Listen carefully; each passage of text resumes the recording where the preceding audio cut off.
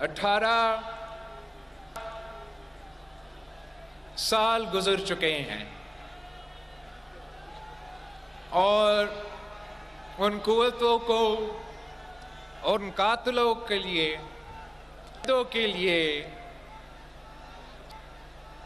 سب سے بڑا جواب آپ ہو، جو ہر سال پاکستان کے چاروں صوبوں سے یہاں بڑا تعداد میں جمع ہو کے پوری دنیا کو یہ پیغام دیتے ہو کہ کل بھی بی بی زندہ تھی، اور آپ کے اس ساتھ کا، اس محبت کا ہم سب شکر گزار ہیں۔ اسی ساتھ سے، اسی محبت سے ہمیں طاقت ملتے ہیں، اور ہم اسی طاقت کو اسلام آباد لے کے آپ کے مسائل کے حل نکالنے کی کوشش کرتے ہیں۔ 1 سال گزر چکا ہے جب سے ہم ادھر جمع ہوئے، اور اس سال میں جو پاکستان کا، جو آپ کا سب سے بڑا کامیابی ہے وہ یہ کہ مئی کے مہینے میں ہمارا افواج نے، ہمارا ایئر فورس نے، ہمارا نیوی نے، پاکستان بحیثیت قوم نے بھارت کو شکست دلوایا جنگ کے میدان میں، اور یہ جیت یقیناً پورے پاکستان کی جیت ہے، پاکستان کی عوام کی جیت ہے۔ اس جیت کے بعد پاکستان کو دنیا بھر میں قبولیت ملی ہے، مگر آپ سب کو معلوم ہے کہ یہ جیت ناممکن ہوتا غری خدا بخش کے قربانیوں کے بغیر۔ اس لیے یہ غری خدا بخش کی قربانیوں کے نتیجے میں پاکستان ایک اٹامک پاور بنا۔ یہ شہید محترمہ بینظیر بھٹو کی وجہ سے پاکستان کو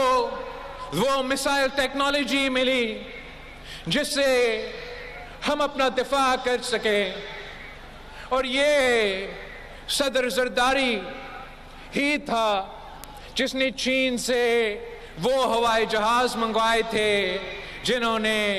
بھارت کے 6 جہاز گرا کے اس جنگ میں کامیابی حاصل کی، اور سب سے بڑھ کر وہ پاکستان اور چین کی دوستی جس کی بنیاد قائد عوام شہید ذوالفقار علی بھٹو نے رکھا، جس کو شہید محترمہ بینظیر بھٹو نے آگے لے کے چلا، اور جس میں صدر زرداری نے سی پیک کی بنیاد رکھ کے اس دوستی کو کہاں سے کہاں کے لے گیا، اور جس کے نتیجے میں جو پاکستان کی جیت حاصل ہو چکی ہے اس کی ابھی تک بھارت ہضم نہیں کر سکے، وہ ہمارا ملک کا فیلڈ مارشل صاحب کا نام سنتے ہی بھارت کا مودی چھپ ہی جاتا ہے، غائب ہو جاتا ہے۔ دنیا کے بڑے بڑے فورمز پہ، چاہے وہ اقوام متحدہ ہو یا ان کے اپنے گیدرنگز ہوتے ہیں، جہاں وزیر اعظم بھارت کا جا کے بڑے بڑے تقریریں کرتا تھا، پاکستان کے بارے میں پتہ نہیں کیا کیا کہتا تھا، اس مئی کے چند دنوں کے رات کے بعد وہ بھارت کا وزیر اعظم غائب ہو چکا، اور وہ ہمارے افواج اور ہمارا ایئر فورس اور ہمارا نیوی کے ساتھ ساتھ پاکستان کے عوام کی بہت بڑا کامیابی ہے۔ میں آپ سب کو سب سے پہلے اس بات پہ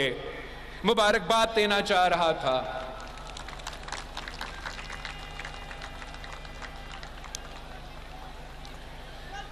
پاکستان کے اندر جو ہمارے اندرونی مسائل ہیں وہ آپ سے کوئی دکی چکی بات نہیں ہے۔ ہمارے مسائل ہے، معاشی مسائل ہے، دہشت گردی کے حوالے سے سیکیورٹی کے مسائل ہیں، سیاسی بحران ہیں، اور ہمارا اور آپ کا یہ کوشش ہے کہ ہم ان بحرانوں کا مقابلہ کریں اور پاکستان کے عوام کو ان مسائل سے نکالے۔ ایک آج جو پارلیمان نے یہ سال 27ویں آئینی ترمیم بھی منظور کروایا۔ ویسے پاکستان کے پارلیمان نے بہت سے آئینی ترمیم پاس کروائے ہیں، مگر میں جانتا ہوں کہ 27ویں آئینی ترمیم کے حوالے سے آپ کے کچھ اعتراضات تھے، آپ کے کچھ شکایتیں تھے۔ ان میں اس میں جو حکومت کی تجویز تھی 18ویں ترمیم کے حوالے سے، جو حکومت کی تجویز تھی NFC کی آئینی تحفظ کے حوالے سے، صوبے کے حقوق کے حوالے سے، اور میں سمجھتا ہوں کہ یہ آپ کا پاکستان پیپلز پارٹی کا، پاکستان پیپلز پارٹی کے کارکنوں کا بہت بڑا کامیابی ہے کہ جو بھی متنازع اس ترمیم میں تجویز تھے وہ آپ نہیں مانے، مگر جو اس ترمیم میں وہ تجویز تھے جس سے پاکستان کو فائدہ ہوا، یا اس ترمیم میں وہ جو تجویز تھے جو آپ کا منشور کا ہمیشہ حصہ رہا، اس پہ ہم عمل درآمد کر سکے۔ میں سمجھتا ہوں کہ یہ آپ کا کامیابی ہے، پاکستان پیپلز پارٹی کی کامیابی ہے کہ اس سیاسی میدان میں آپ نے صوبوں کے حقوق بھی بچا دی، NFC کی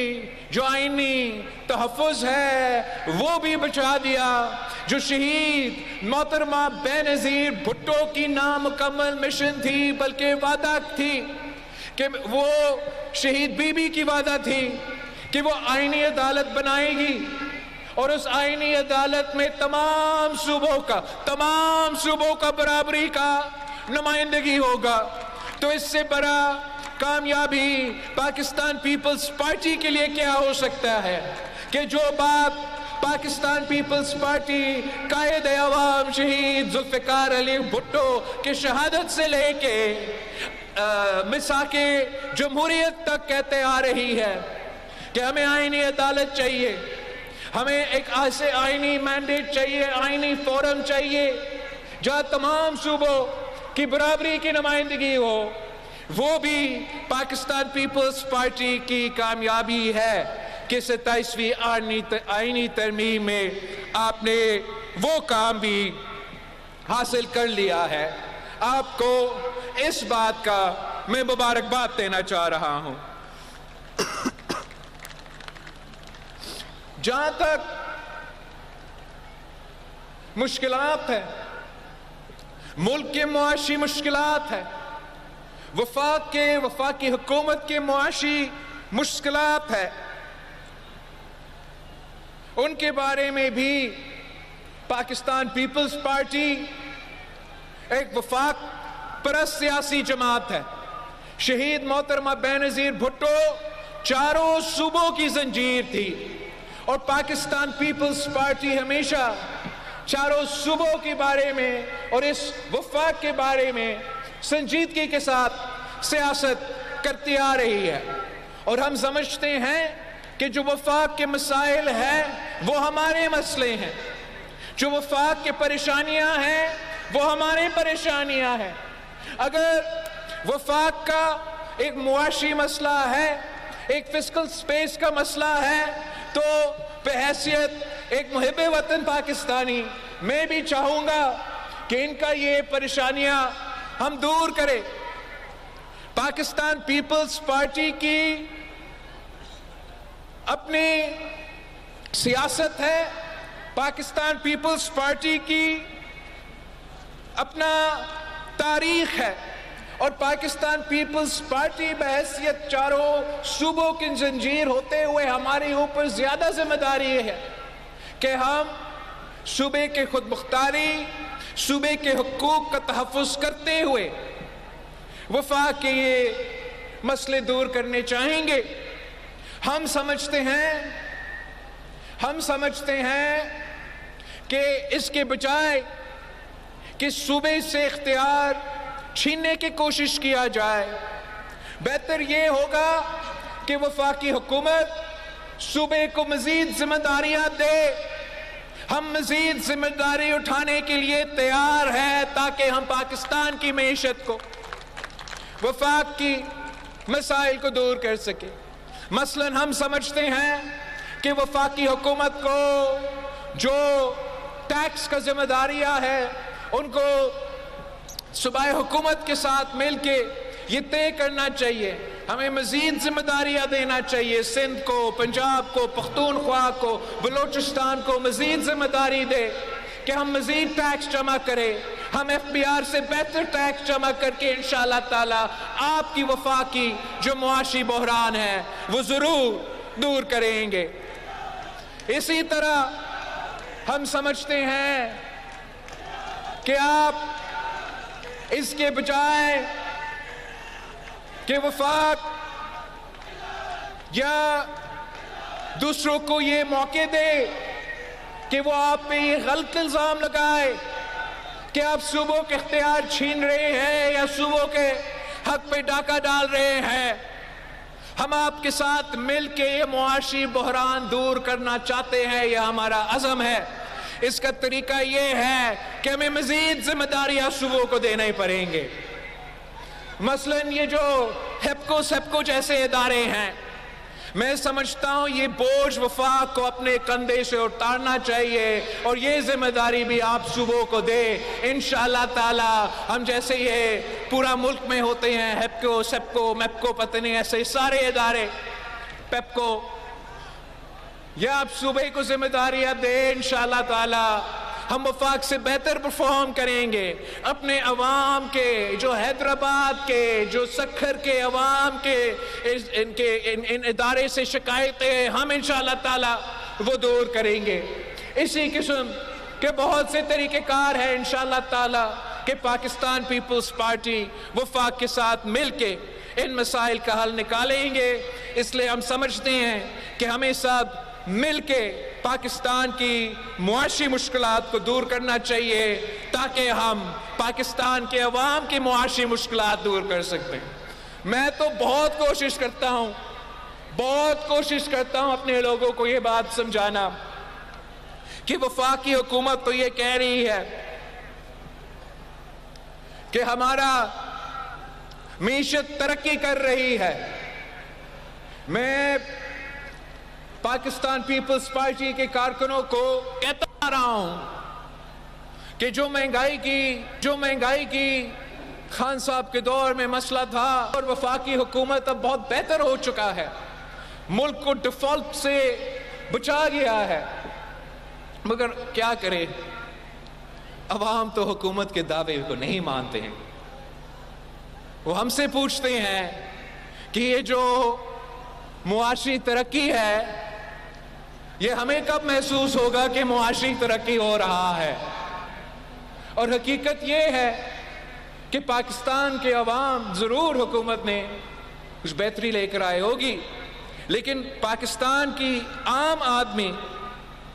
آج تک معاشی بحران سے گزر رہا ہے۔ پاکستان میں جو معاشی بحران ہے وہ پاکستان پیپلز پارٹی کے چاروں صوبوں سے یہی آواز اٹھاتے رہے ہیں کہ ہم آج تک مہنگائی کا، بے روزگاری کا، غربت کا مقابلہ کر رہے ہیں۔ اصل میں پاکستان میں ایک افورڈیبلٹی کرائسس موجود ہے، خریداری کی صلاحیت کا بحران ہے۔ آج عام آدمی صرف مہنگائی سے نہیں بلکہ برداشت سے باہر ہوتے ہوئے خرچوں سے لڑ رہی ہے۔ بجلی کا بل ہو، گیس کی بل ہو، ہوا ہو، بچوں کی تعلیم ہو، بزرگوں کی علاج ہو، ہر چیز مہنگا ہوتا جا رہا ہے۔ لوگ محنت پوری کرتے ہیں لیکن تنخواہ پوری نہیں پڑتی۔ یہ صرف مہنگائی کا مقابلہ نہیں ہے، یہ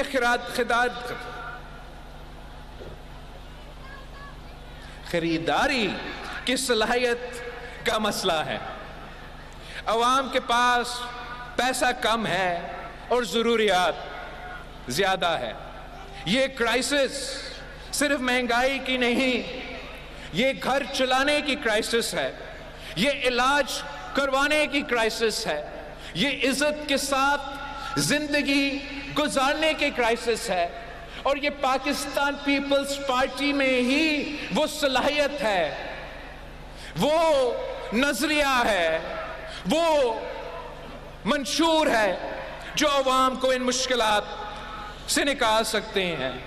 پاکستان پیپلز پارٹی ہمیشہ شہید محترمہ بینظیر بھٹو اور شہید ذوالفقار علی بھٹو کے نظریہ کے مطابق وہ پالیسیز لے کر آتے ہیں جو عوام دوست کہا جاتے ہیں، جو غریب دوست کہا جاتے ہیں، جو عوام کی ان مشکلات کو دور کرتے ہیں، عوام کے کندھوں سے بوجھ اٹھاتے ہیں۔ مثلا صدر زرداری نے جو انقلابی بینظیر انکم سپورٹ پروگرام شروع کیا، جو آج تک چل رہا ہے، جو انہی مشکلات میں اس ملک کے غریب ترین عورتوں کے لیے آج بھی یہ بینظیر انکم سپورٹ پروگرام ایک سہارا ہے، جس کے ذریعے اس ملک کے غریب ترین عورتوں کو مالی مدد ملتی ہے۔ ہم نے پاکستان پیپلز پارٹی کی سندھ حکومت نے جب تاریخی سیلاب ہوئے تو ہم نے اس سیلاب کے بعد سندھ میں ایک تاریخی کام شروع کیا ہے، جہاں ہم ان بے گھر خاندانوں کے لیے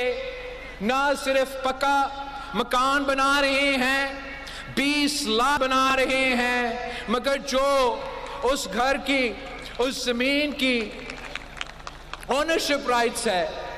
وہ ہم اس گھر کے خواتین کو دے رہے ہیں۔ ابھی سبسکرائب کریں تاکہ کوئی خبر رہ نہ جائے۔